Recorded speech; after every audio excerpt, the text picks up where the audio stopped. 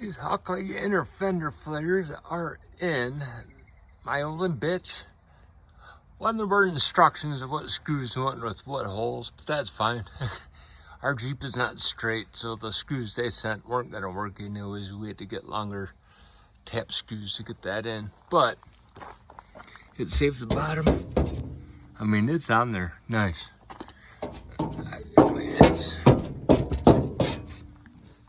I can't complain. These are nice for eBay. eBay inner fender flares. These are pretty good. Of course, the first one took about a half hour to get in. Oh, we got to tighten those up too. Good thing we're doing this. And, yeah, these are what, 10mm. We appreciate that, Hawkley. 10mm Jeep is everything 10mm.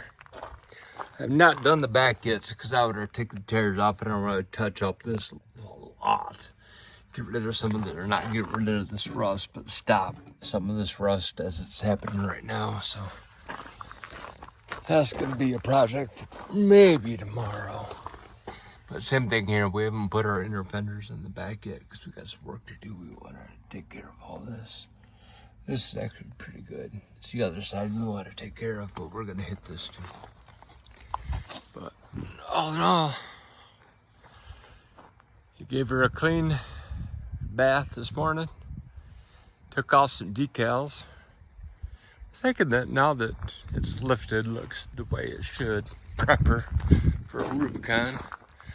Gonna start taking off some of these stickers and making it more of a grown-up vehicle. God, I doubt it. But yeah, that's...